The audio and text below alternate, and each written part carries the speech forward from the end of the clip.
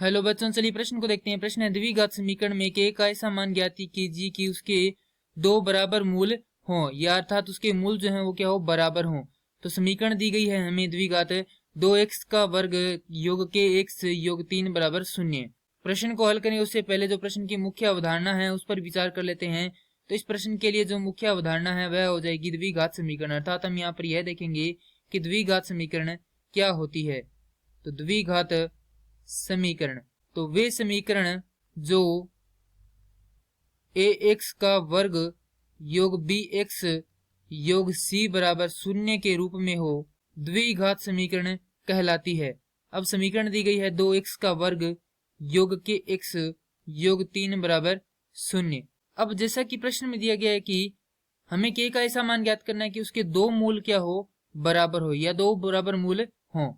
तो बराबर मूल कब होते हैं, तो यहाँ पर लिखेंगे विविक्तिकार से, जब d बराबर 0 हो तो मूल क्या होते हैं, वास्तविक व बराबर होते हैं। जहां d बराबर होता है b का वर्ग घटाव 4ac।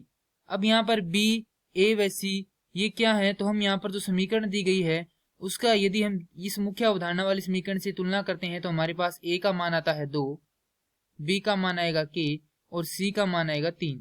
अब ये मान हम क्या करेंगे, इस समीकरण में रख देंगे। तो d बराबर क्या है, यहाँ पर 0 है, तो b का वर्ग घटाव 4ac बराबर क्या है, 0 है। तो b है हमारे पास k, तो k का वर्ग घटाव 4 गुना में a का मान है हमारे पास 2 गुना में c का मान है 3 बराबर 0। तो k का वर्ग घटाव 24 बराबर 0। तो k का वर्ग बराबर 24। तो दोनों तरफ क्या कर देते हैं, अब यहाँ पर लिखेंगे दोनों तरफ वर्गमूल करने पर, ये दोनों तरफ वर्गमूल करते हैं तो k बराबर आ जाएगा धनात्मक ऋणात्मक वर्गमूल 24।